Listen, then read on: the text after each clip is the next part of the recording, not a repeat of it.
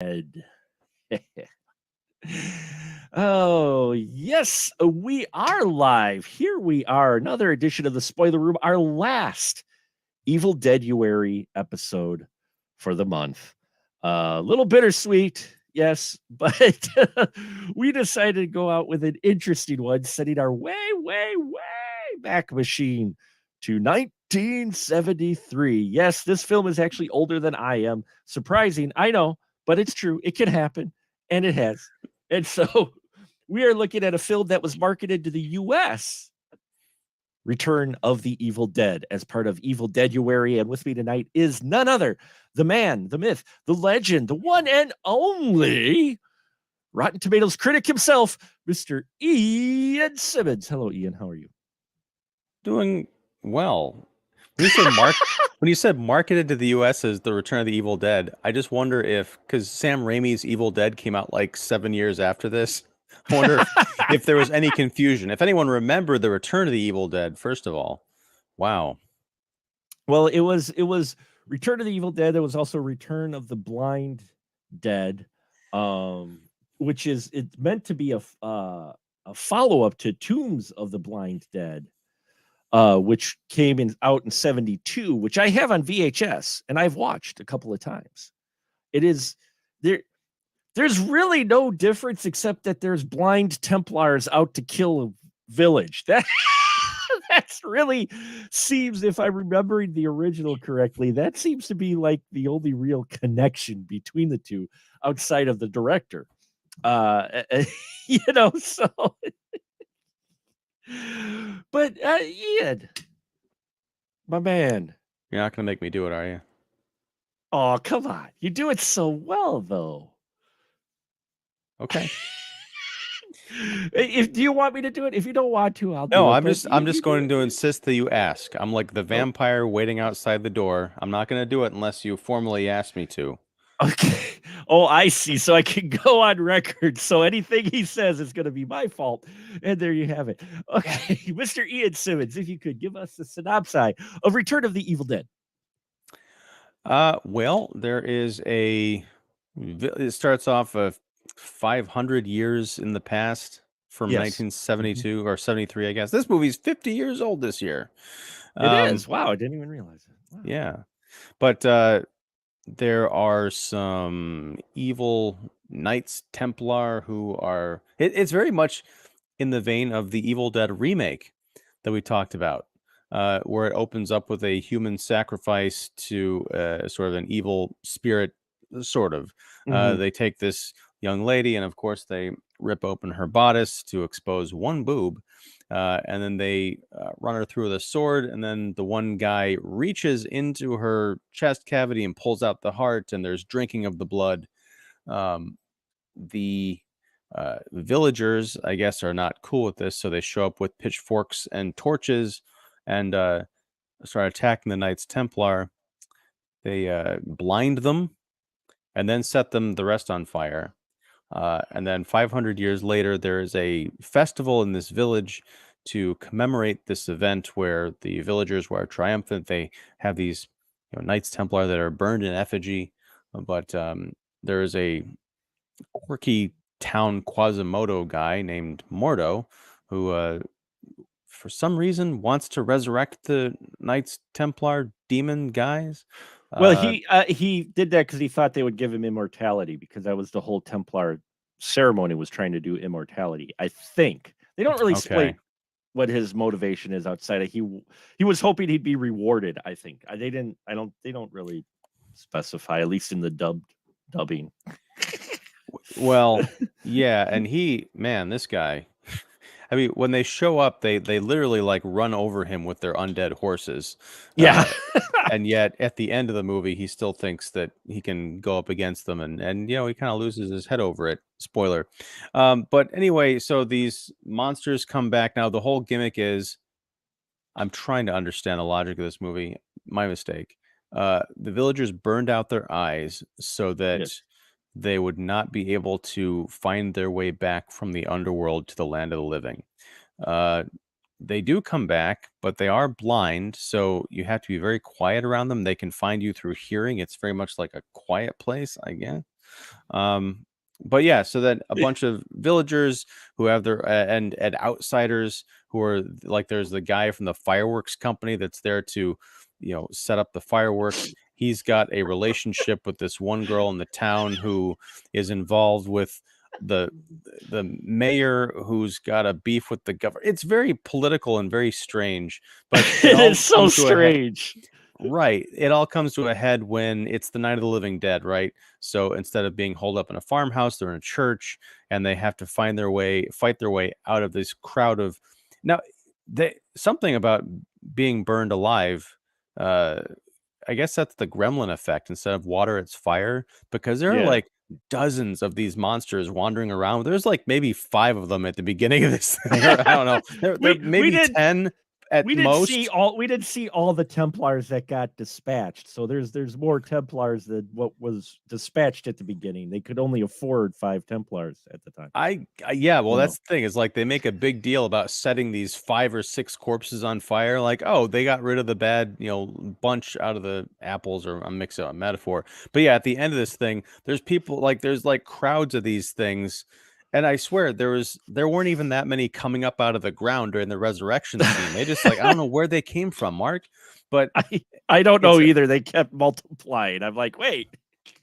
it's a very odd movie that I was bored throughout most of it, but it did Mm. have, particularly during the climax, some really fun, tense scenes as various characters meet their end. So I don't know what to make of this movie. It's like the look of the Knights Templar when they come back is very cool. They're burned. They're all hooded and very skeletal, even though most of them have their beards, and the skeleton hands are literally like skeleton hands. It's not like actors in costumes like with skeleton makeup on it. It's like literally skeleton hands that are, you know, when they put Yeah. their hand on someone's shoulder, it's just like this prop, like dropping down, and It, yet it's still horrifying. it's a prop, yeah, skeleton hand that looks really good. Also, some of the guys are actually like skulls, so you can tell they're like guys in suits that are holding like a skull in front, and they got the one skeleton hand. And it's always hard to tell if the swords they had were metal or wood, because in some shots the swords looked like they were wood, and actually most of the shots they looked like they were pretty thick swords. For Well, let's talk about this red Jeep oh that yes, I is a love the fixture of red this. Jeep. It looked like it was made out of like alternate, like the fender looked like it was made out of Play-Doh. And then like during the close-up shots where 2 people are trying to escape in it, it looks like it's made out of corrugated plastic. I mean, it's like shaking and almost bending at certain points. Like, what is this thing? Yeah, I I don't know what vehicle that is. I didn't get a chance to look it up. I wanted to try before the show and I didn't get a chance to. So if anybody out there knows what vehicle that was in the Return of the Evil Dead, I'd love to know, because it was an odd, but it was fitting for this odd movie. Because what's interesting is the movie starts out strong. This whole scene with the Templar ripping the heart out, which looks good, which folks, there are a couple different cuts of this film. If you look on YouTube, if you search for YouTube, and Ian, this is why I sent you the link for the Internet Archive version, because the one on YouTube is the one that actually was released, which had the majority of the gore and other little components actually cut out of the film. Why Yeah, watch it? well, that's what was funny is when I started watching the version on YouTube, because I thought I had this, but I don't have this one. I only have the VHS, the original. Uh, so I searched on YouTube, and it's out on YouTube. I watched it. I'm like, it seems like this is cut, because this is early 70s. It is what is this, Italian or Portuguese horror. And I like, and we've got a scene where, and please don't take this wrong, folks. I'm just the the genre of film, the tropes within the film. We have the Templars taking the village woman and strapping her up, and then they take a knife, and suddenly it cuts away, and we suddenly see the knife come up, and then we don't see how he gets the heart, but suddenly he has the heart in his Oh, hand. And I'm watching it going, there's something missing. I just watching that YouTube version. I'm like, there. there's something missing, and there actually is. The Anchor Bay version claims to be uncut, but it's actually missing quite a bit of footage, and that's the version I think that's on YouTube is the Anchor Bay version. Now, the Internet Archive version, I'm watching it, and I was wondering why some of the bits were in German, Right. and the reason is because those were the bits that were added from another print to give you the complete actual uncut version of the film. So even though you can't quite understand them because the German parts are dubbed in German, they are you know, but at the same time you can piece together what's going on. But that I believe they pieced together to make it the complete film. So on the Internet Archive version, you have the actually well done scene for 73 of them pulling the heart out of the chest. And later on, but as you mentioned, when the Knights Templar come up and reward the guy who rose them from the dead by decapitating him, and you get the spurting blood and everything, that's in the Internet Archive version. And that is the actual uncut version. And you could tell because if you watch the version that's supposedly uncut, you just could tell there's something missing, the way it flows and everything. You're just like, that's just some of them are just bad cuts too. You're just like, I know there's something more to it than that. And I was glad I found the other version because it made at least the more complete film. But it's so weird. It is so odd. After that opening, the storyline just gets weird.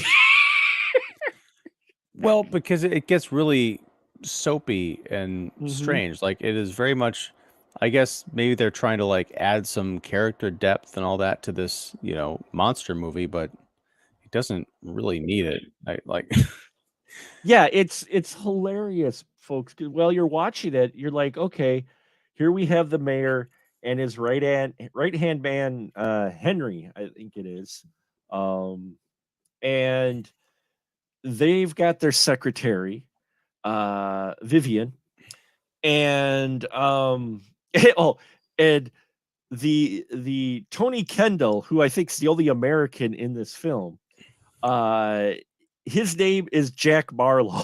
Jack Marlowe. Yes. Not to be confused with Marlowe from the noir film, but most likely that's where they got the name from was Jack Marlowe.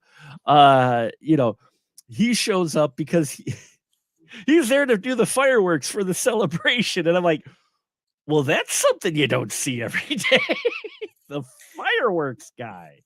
Yeah, it's an interesting take, and it's kind of gives him a reason to get in and out of the town, and maybe take his ex, I guess, with him, even though she's involved with the Yeah, other guy. yeah. Well, she wasn't really. I don't think she was actually involved, but I think the mayor and Howard were lusting after her. Either, well, Mm-hmm. yeah, Howard we know because later on in the church, while they're hiding from the Templar, he reveals his true feelings to Vivian, and she does not reciprocate, but he does not care. In true 73 fashion. um, but Howard is the right hand man, the guy who does the mayor's dirty work. The mayor has his own agenda. Uh, and yeah, when Jack Marlowe shows up, these guys are just like instantly like, oh, another alpha male. Oh, we've got to eliminate him. So not realizing at first that he had a history with Vivian, I don't think. They just realize, oh, he's the good looking guy here now, because of the three gentlemen, he is the most suave looking guy. Oh, by a Uh, country mile, yeah. The other and so guys are he's gross. so he's the threat. Yeah, the mayor especially. Um, Mayor Duncan. So yeah, there's this conflict between them, and then suddenly we realize, oh yeah, no, Vivian and Jack had a history. Oh yeah, Jack's there with his fireworks. Sorry, his fireworks company because she chose him because she wanted to see him. We don't know what happened, but whatever it wasn't that serious because they start making hay in the hay. Um, That was such a funny scene because you've got Murdo, the hunchback peeping He's like Tom. he's like he's like a dime store Torgo, which is, you know, He's like a Very dime good. store Torgo. Ooh. Yeah. Torgo and Murdo, and you get them in a movie together. Oh man, that's a road trip movie to go. Yeah, you can call it the Hunchman instead of the Henchman. Um, But no, it's that scene is funny because when Jack and Vivian start like going for it, like just they're just out on a walk in a village and like, hey, let's pull over here and screw. They're starting to go at it, and Mordo is like on top of a hill behind some brush, and then he clears the brush away and sneaks down a little closer, and he gets a little closer. I was expecting like an Austin Powers like wide shot where he's literally like standing right next to them masturbating. Doesn't quite get there, but practically. He's watching, and folks, you know, I know in cinema, actors when they have to do love scenes or romantical scenes, sometimes they have a little bit of trouble. The kiss between Jack and Vivian is the one of the worst kisses I've ever seen committed to film. It was like two slugs who didn't want to be together, but were being forced together. So they're trying to move away as best a slug can because they're just like, I am like, yeah, I'm not feeling any. It was like the director said, "Okay, you kiss now," and they're like, "Oh, okay, yeah, yeah." Uh, it just, yeah, and then yeah, the leering pull of the zipper down her dress. Yeah, it just like, well, Myrtle's, what's even what Myrtle. What's funny with the Myrtle scene though is so they stop just as before things were getting started and they're like, "Oh, you pervert," they take off. But she's got this village woman in the brush at the time that he goes back to. Like he left her to go leer at our heroes, and then he went back and goes, "Oh, I got a job to do." Uh, Yeah, like that threw me for a loop because I didn't get the feeling that he was a creep. I thought he was just, a bit awkward, but it turns out he was doing the dark bidding. Um yeah, and that's what gave us our big resurrection scene and then the knights show up. Um I just want to talk about, speaking of knights, the day for night shots. I and was thoroughly the night confused for and day shots, uh, d- uh day for night because they were day shooting for night and night day for day. shots, Yeah, but it was supposed to yeah, be in the night. And I yeah. was thoroughly confused. I'm like, are we flashing back in time? No. No, It's just that they didn't match anything up because you've got this party which goes off and there's like lots of dancing and of course fireworks and celebration and everything. And Jack is like basically Vivian, let's get the hell out of here. We're just gonna leave town. These guys are a bunch of clowns. But then you've got the knights coming alive and riding off on their horses and approaching this one house where there's this young blonde woman and her, I guess, pseudo boyfriend shows up. They're like, hey, her everybody's lover. Yeah, her lover, because she's like, what if my parents, what if they come home? And he's like, they're out at the party, they're not going to be back for a while, so let's just do this thing. And time is so funny, and that's why I thought there was like a significant time jump, because we see the knights riding towards this house and it's clearly daytime. It might be close to sunset, but there's light in the sky. But then they keep cutting back to the people dancing in the village and it's pitch black, and this is like 5 miles away. I love that they ride up to the house, and almost immediately after the girl relents and they're gonna get it on, you cut back to the knights riding to the house. You cut back to the bedroom; they're already done. we're done. Yeah, Like, yeah. what? Wow. They're done. He's like, yeah, and she has like this was the worst experience of her life. Like, why this was quick? She's the most disappointed person in the room. No, because I was watching it. You were watching, Um, yeah, that's but true.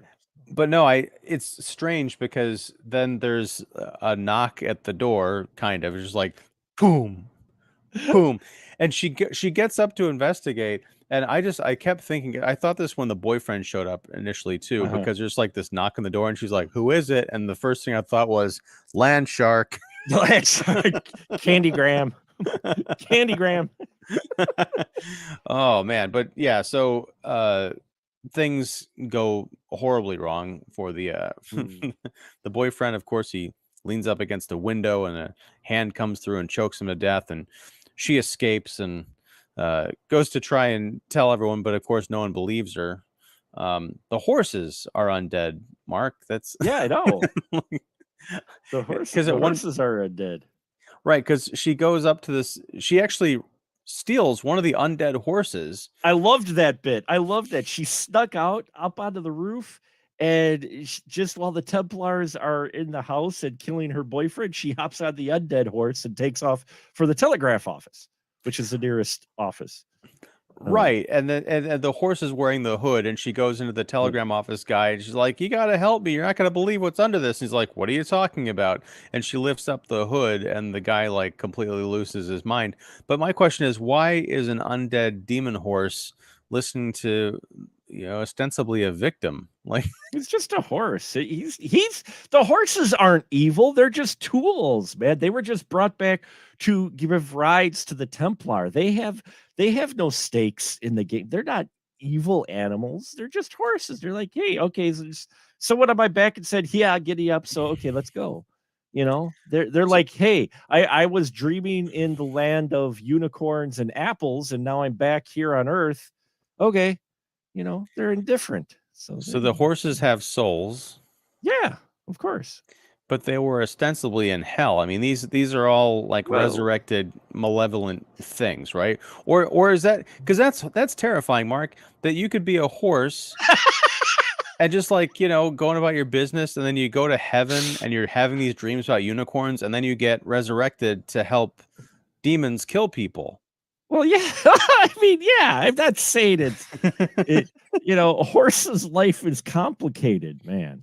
A horse. Especially if you do that dark bidding, Yes. then when you are ultimately defeated by the sunrise the next day, does your soul go to hell? Because that doesn't seem fair. Well, no, they didn't actually kill anyone. you know, They I. You're going up the river if you're driving a getaway car. That's all I'm saying. You saw Heat. I Anyway, did. Yeah. Now I'm picturing Heat, but with the undead Templar. There you go. going through traffic with those swords, yeah. Yeah, the swords that. Oh, oh man, I tell you. I don't know who's more inept at their job, um, the Knights Templar or the people running away, because the people seem to have a problem finding an open door. There's this scene where this woman, they're running from the Knights Templar, and she bangs on the shuttered windows of the building, and she's like, ah, and she runs, but when she runs past an open door. Maybe it was just a painted on open door. It wasn't real. I don't know. Well, Like the no, it river in was a real cartoon. because the Templars went through it later. They're like, "Oh, hey, they left the door open for us." It's yeah, that's I had a big problem with that when the mayor decides to make a run for it by using a little girl as like the bait to distract. Dude, wow, yeah. Now, a couple of things. One, that's really nice and dark, and that's why I really like the last Yeah, third of this movie more than the first two thirds. sure, But yeah. he's running away with his suitcase. Was it full of money? Probably. I can't remember what the hell Yeah, he well, had it in it. was it was all different things. He had jewels, he had, like, documents, he had The all the stuff fireworks from contract. the mayor's safe. Yeah, the fireworks contract. We're not paying him. Fuck that. But he sneaks away because he used the girl as bait so that the knights would follow her. But there's so many of these damn night zombies. They all of a hive mind? Because like, yeah, there's this little girl over here, but these other 12 guys could go after the dude who's very obviously trying to sneak past them. And they kind of do, but when they do that, they leave the girl alone because we catch up with her in the next scene. They had like stuck her to a wall. It's like Yeah, with a dagger, yeah. yeah, that expression, "We're gonna put a pin in this and come back to it later." They literally did that, with Well this little well, girl. this poor little girl, because this little girl has both her parents, okay?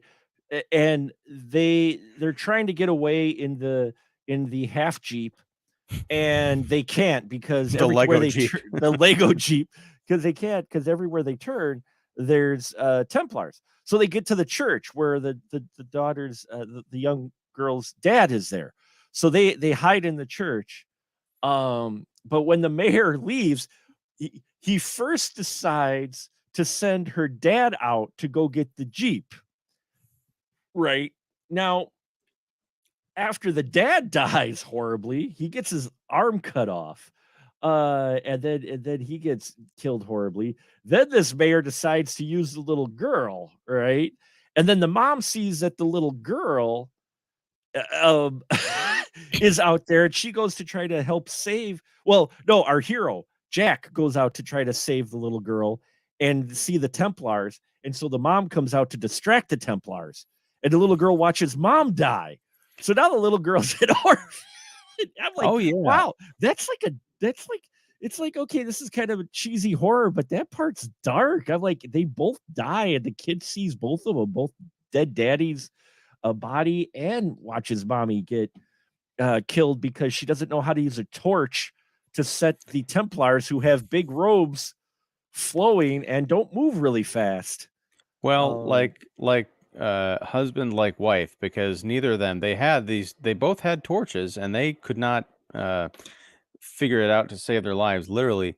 I want to talk about those torches because the scene where the mayor, I think, lights up the torch and gives it to the dad, they yeah, are so casual with this giant hunk of flaming wood. And this is not, special effects. You could it's tell, a maybe actual, yeah.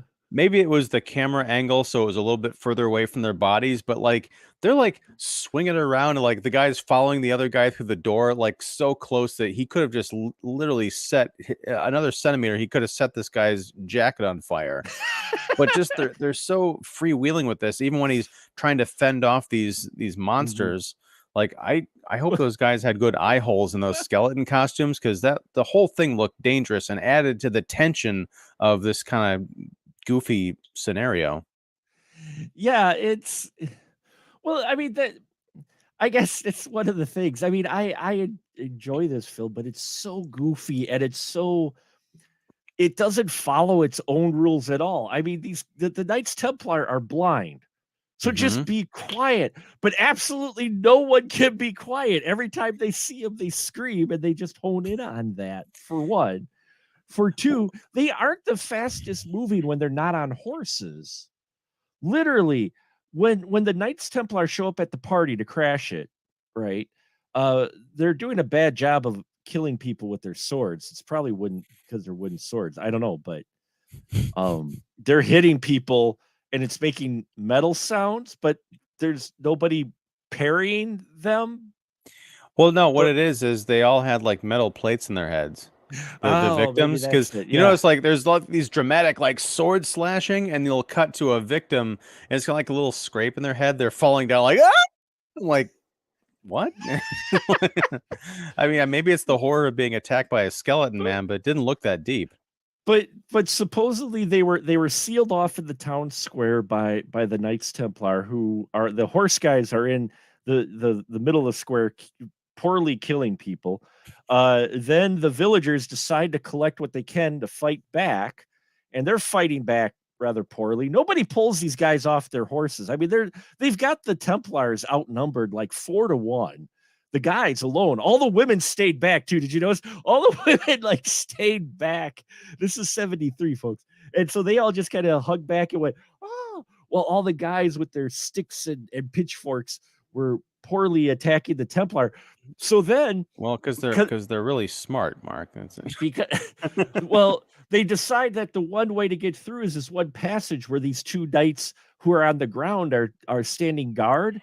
They're barely moving, but Jack Marlowe can't take him on. No, no. He waits till his buddy brings their pile of leftover fireworks. yeah.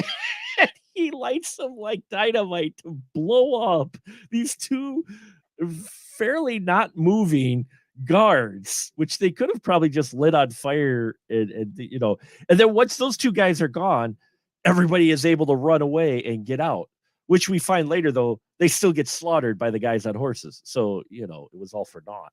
There Anyway, is no escape. there is no Um, escape from the blind dead. So, well, uh, that's the thing is, like, it's strange because the like the mayor when he's running away with his briefcase, it's silly because he's very clearly found a path through these guys. But I don't know Mhm. if it's just fear or whatever, but like he kind of gets stuck alongside this wall. Like he's running and then he stops to kind of like look over his shoulder in horror, and then he's just kind of like inching along the wall. Like, no, you just keep running. Um, but then eventually he's surrounded by these things because again, like Right. dozens of these monsters show up out of nowhere.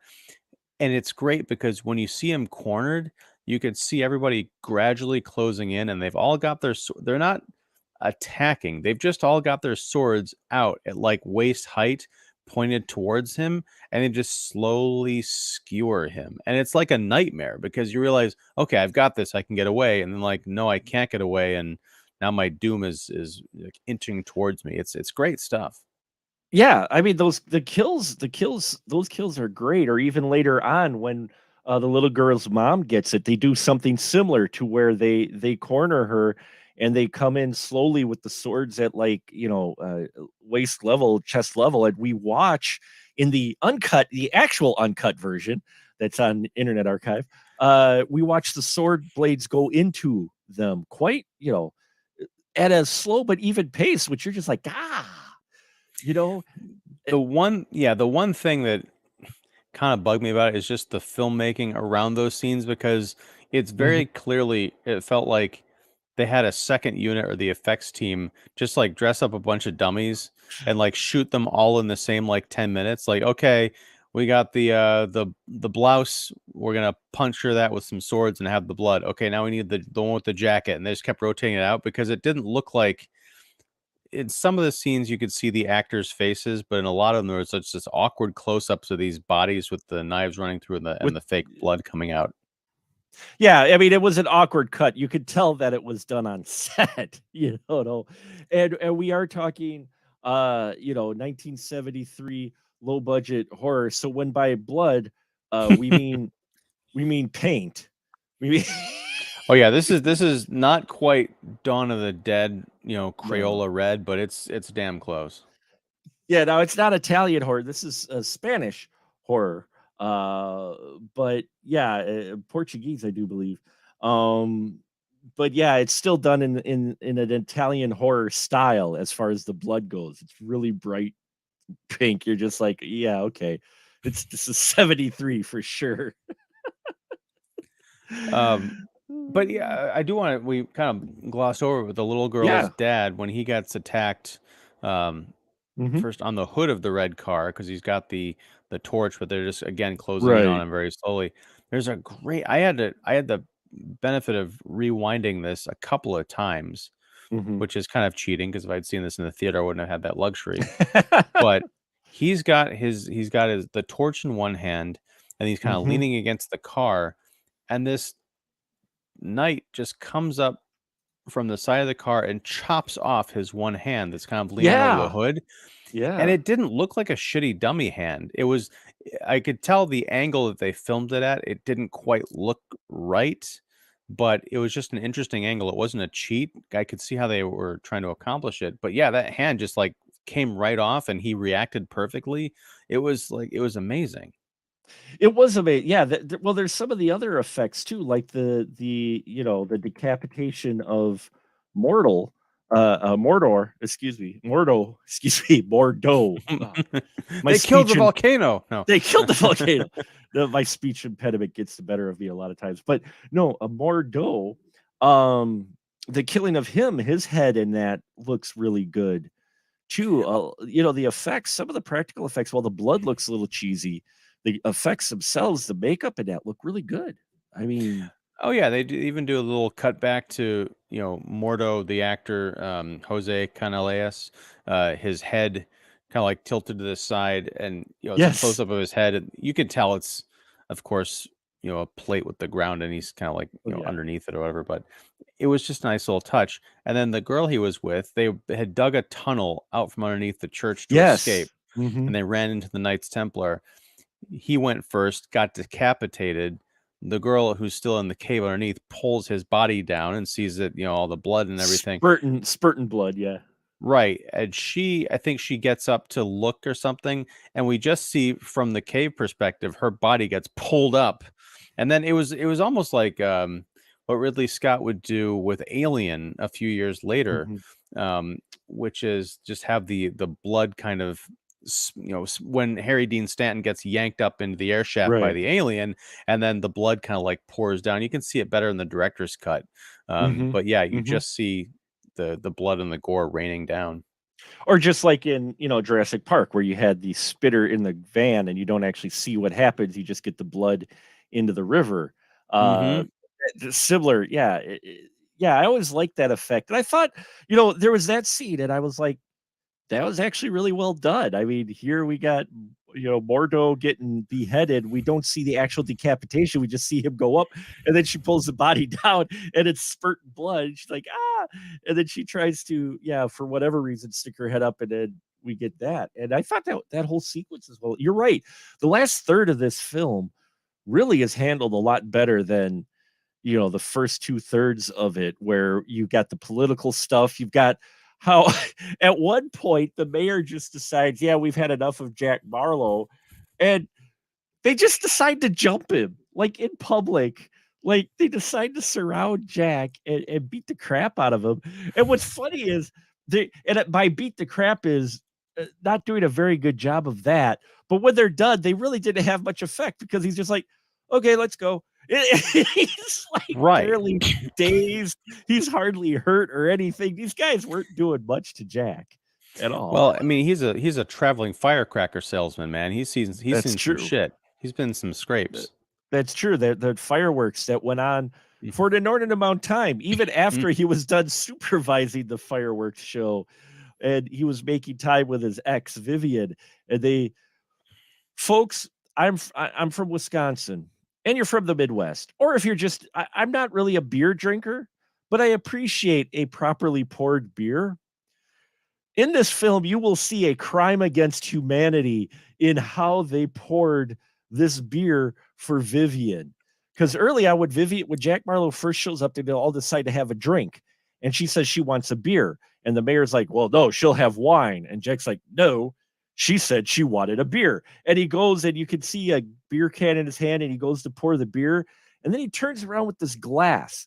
Now it's a long tumbler. It's like a tall tumbler. There's about 2 inches of beer and about 6 inches of foam on this beer that he poured. That thing had to be I looked at that going, how the hell did you pour that? I'm like, where did you learn to pour beer from, Jack? It was, did Jack pour the beer? Is that Yeah, what you're no, saying? he Hmm. poured the beer because he had the can in his hand. He had his back turned though. So he just pours around. So it was kind of implied he poured the beer because there wasn't like a bartender there or anything. They're just Which is weird.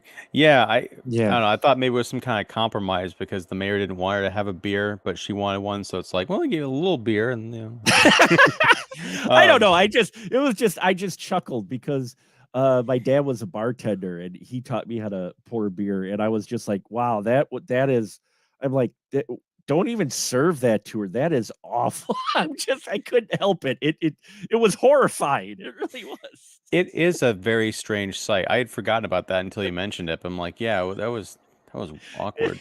It's like that much foam. I'm just like, wow, wow. She never drinks it, by the way. She just holds it, and then they decide to disperse.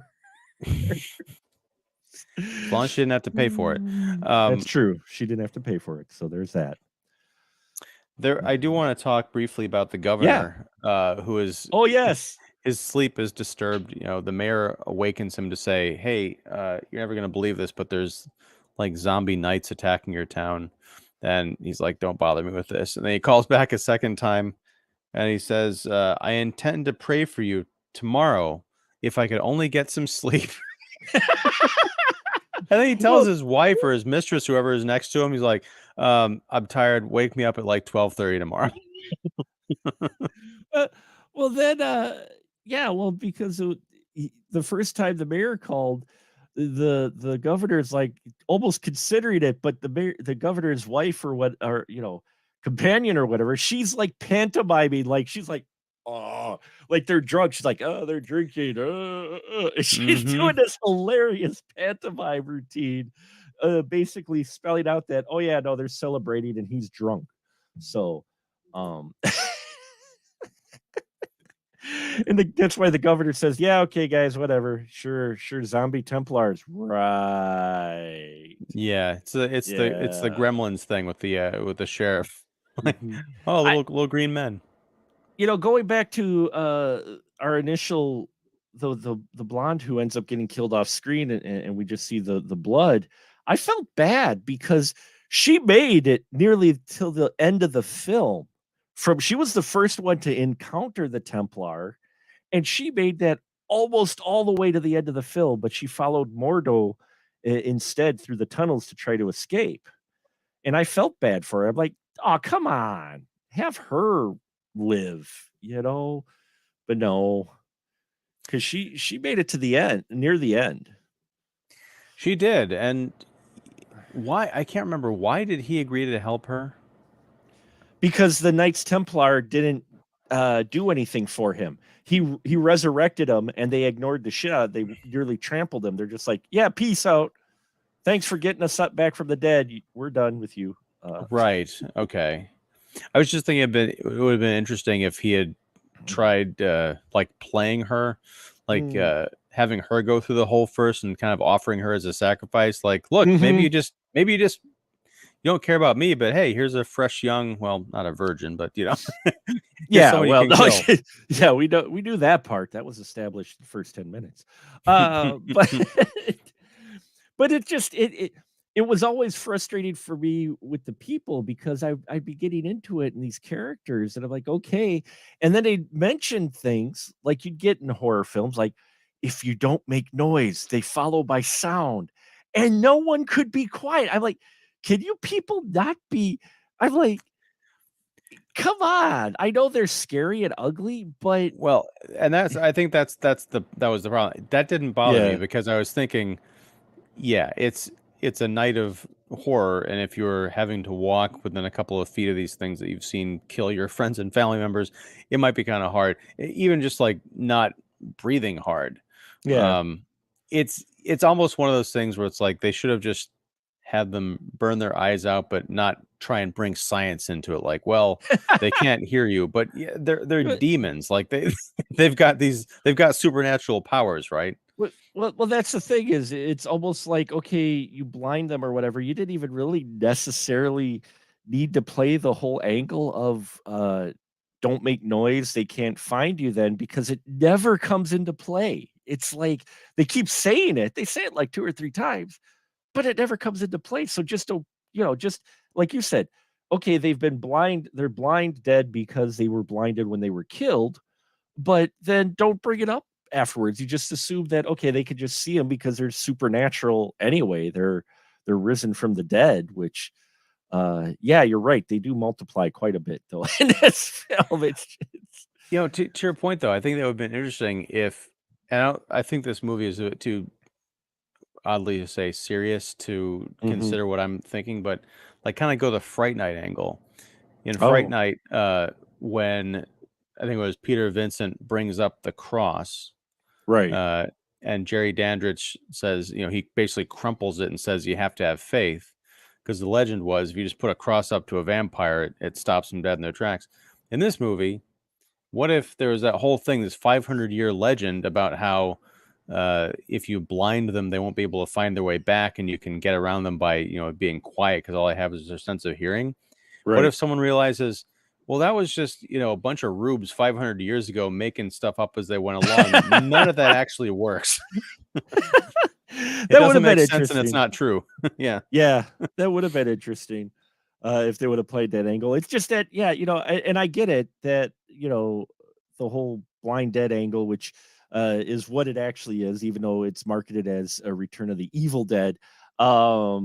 It actually blind dead. They easily could have just played it off and it still would have been fine, but they keep bringing it up that, well, you just got to be quiet. And I'm like, no one's ever quiet. Why are you even reminding us? Because no one ever can be quiet around these guys.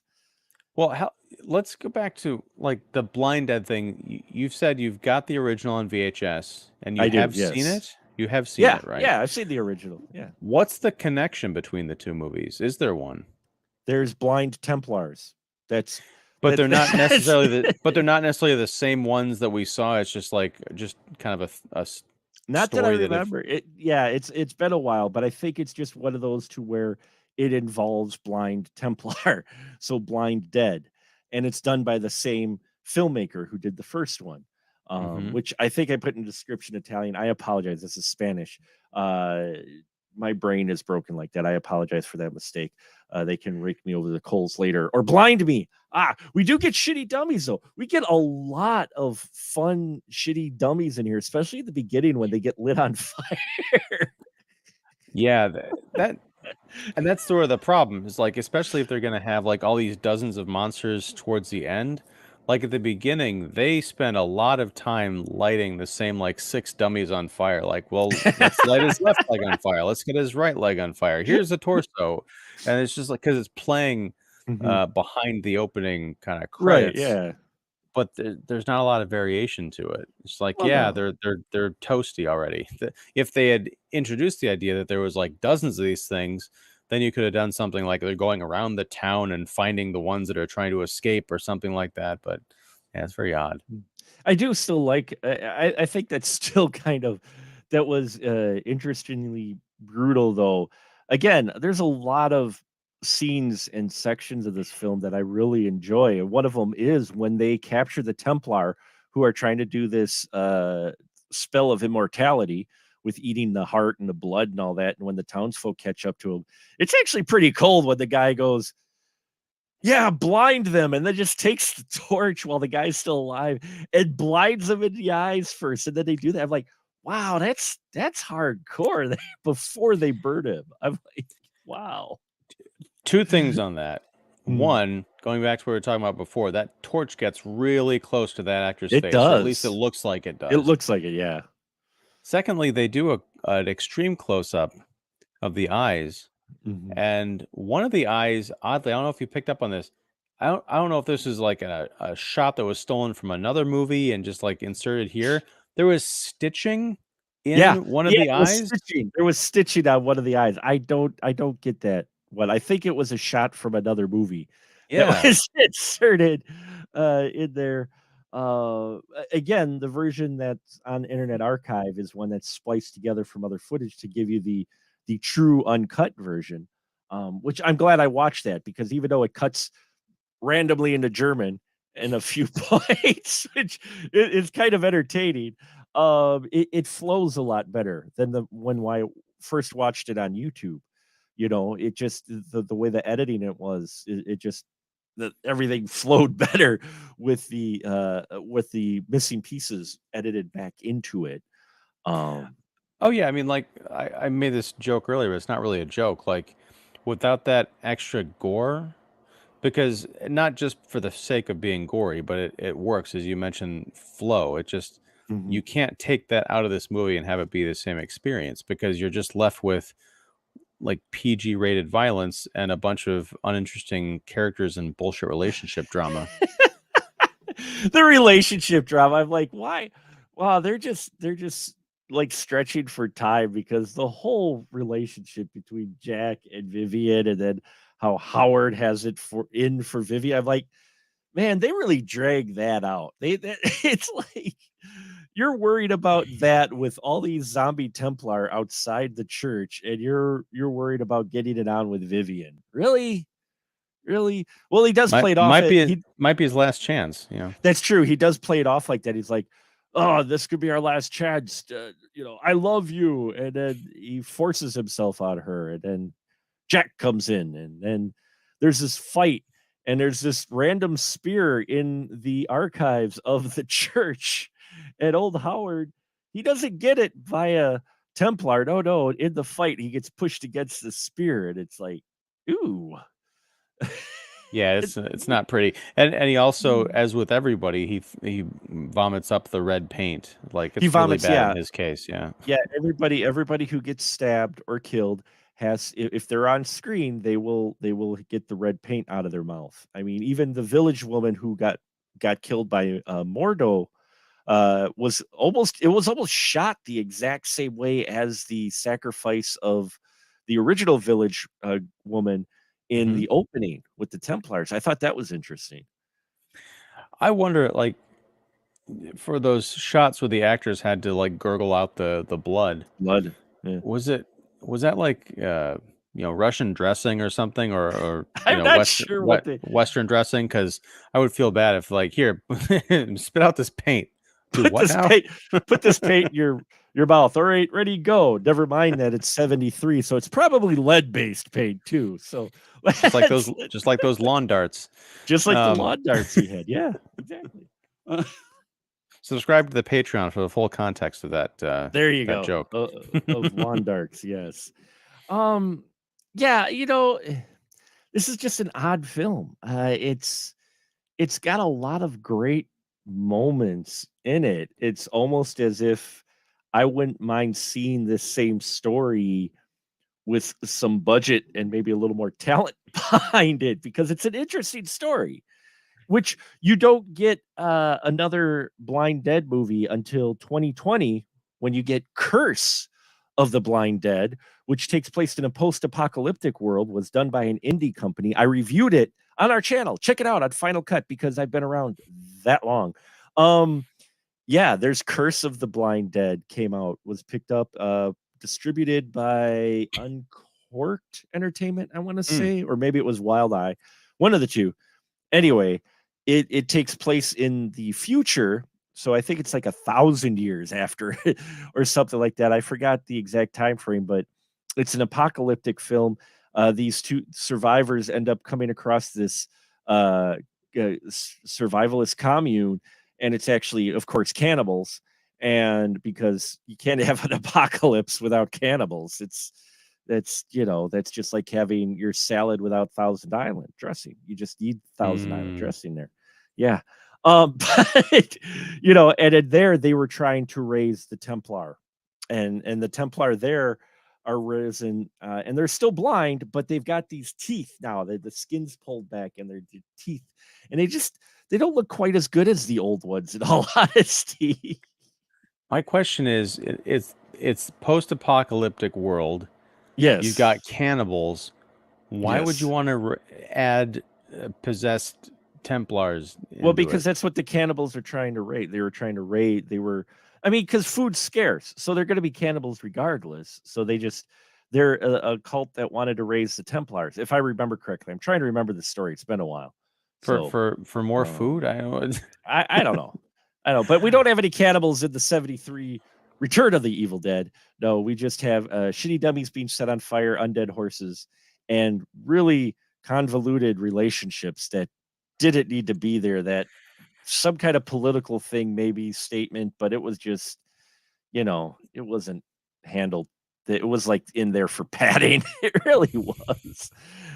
That and the Yeah. fireworks shots. We had like 6 shots of the fireworks. Hey, they had to get their money's worth. What's great is they probably actually had a fireworks guy who had to come in for this shoot. I'd be interested to find out, like, if he gave notes, like, to the actor playing Jack, like, a real fireworks merchant would say the line this way. I want like McFarlane Toys or somebody to put out some really nice action figures of these Templar Knight Oh, yeah. zombies because they look Yeah. really cool. Even though they're cheesy, you can tell like, oh, it's a fake skeleton hand, or in some of the shots, it's just like a skeleton on a stick that's meant to be knocked down. Like when they're in quote unquote action, they are, pretty terrifying. They got that cool burnt, Mhm. night robes look to them. Yeah, it was great. Yeah, and it's expressionless too. It's not like they try to give them sort of, characteristics on their face or anything like that. They're dead skulls basically walking around, and that's more creepy than giving them like a face that has expressions or something. They don't even Right. really make noise either. They just ride in slow motion, which Michael Bay would be proud of. But, you know, Weren't enough American flags in this for no, Michael Bay to be that's proud. true. We didn't have the swooping 360 shot of the Templars when they were there. We needed, and then a helicopter. I know it's 73 and it's supposed to be, but we needed a helicopter flying at the whole They thing. they did have the one shot. I think it was the governor's girlfriend bending over in her panties. So that was very Michael Bay. Yeah, that was very Michael Bay. Yeah. This is probably the formative movie that got him into filmmaking.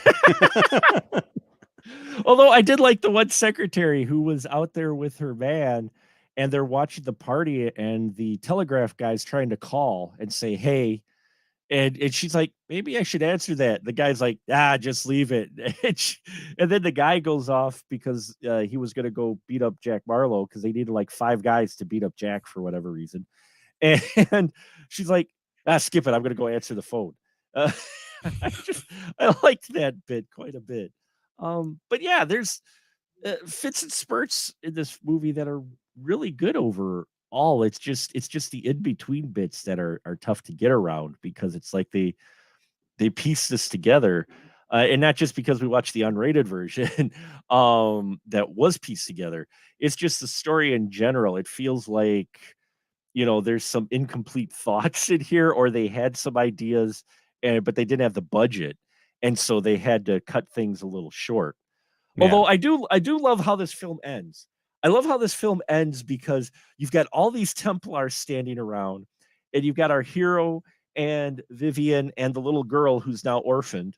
But you know where this is going to go. Jack and her were probably going to adopt her eventually. Anyway, if it was in the West, we get like a post credit sequence where they're all together as a family, you know, pod or whatever. But they're walking and they're like the Templars are still here, but the sun is up. Like they're waiting for the Templars to attack them, and then the one guy just kind of pushes the Templar, and it just kind of falls back. And I'm like, I liked that bit. I liked that the Templars didn't just like disappear when the sun came up. They weren't sure if these things were still going to come alive yet or not. Yeah, they're Um, kind of like cicada shells. You come across one and mhm. you kind of like touch it to see if there's actually something still in there or if it just like falls over like a shell. Speaking of falling over, oh man, it's funny. They're where I mentioned earlier the scene where they're trying to escape the square. They blow up the 2 guards. The one explosion works right away, so Shitty Dummy falls. The second explosion they throw, they have to slow it down, and the explosion goes off, and you watch the dummy kind of tip, but it slowly falls. It's drama. It's drama. It's it it was something. I was just laughing at that. I'm like, wow, that you guys could just go over there and push him over, He's probably, done. But speaking of done, I think we'll wrap it up here tonight. Thank you, Mr. Nanners. We had here show up. He said, "Oi, gents, and never heard of this movie." I don't think a lot of people may have heard of this film.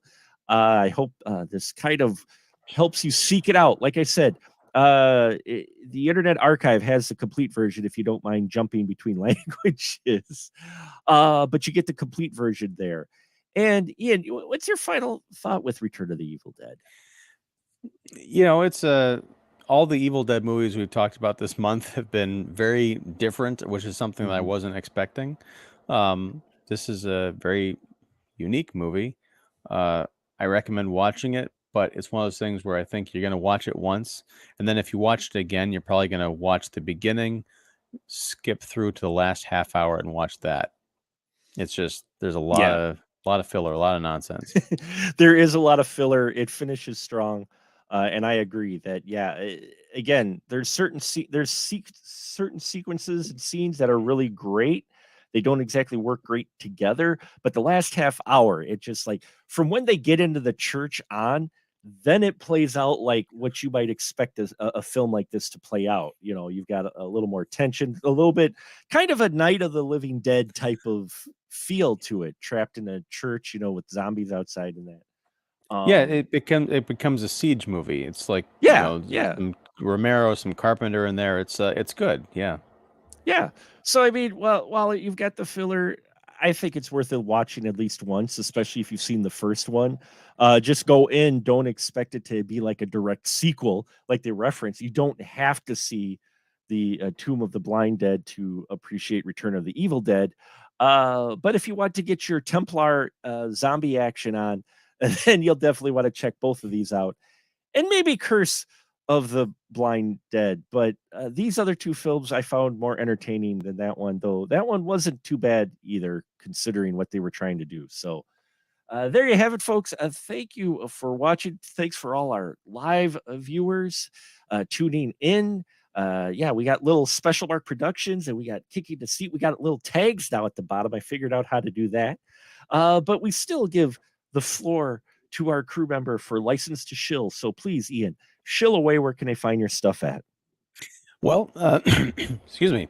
I'm Ian Simmons. You can find me at Kicking a Seat, as you can see on the screen right there. But no, you can go to kickseat.com. I also have a YouTube channel where I do movie reviews and interviews and live streams. So you can catch me and Mark, hopefully, this Thursday live. We're doing a double header with Earth's Mightiest Critics starting at 8 o'clock Central. We're going to talk The Mandalorian Season 3, Episode 1. And then at 8:45, we're going to do some Cocaine Bear discussions. So yeah, join us. I hope you watched both The Mandalorian and Cocaine Bear by the time you watch us, because there will be spoilers and it should be a lot of fun. So thank you. So there you have it, folks. Check out kickseat.com for some great material. And in case you're at all interested, specialmarkproductions.com for all your movie man needs. We got some links to our reviews, links to the well, if you're watching this on YouTube, you know our YouTube here. Click like and subscribe. Check out all the stuff. I've got 6 new reviews dropping this week. I dropped one today for The Gods 2, an indie crime thriller drama. Yes, it's different than an indie horror like I normally cover. I've got a few of those this week. Plus, we got 2 discoveries, one very late look at the release of Bones and All, and then the recent release of the Training Day 4K that just came out. Those reviews will be dropping this week. I will definitely be getting those out. Plus, we got a bunch of other stuff coming up as well. So thank you for tuning in live. Thank you for listening, all of you out there on our Anchor channel and wherever you get your podcast. And yeah, until next time, we'll just say good night, everyone. Good night. Just keep an eye out for us.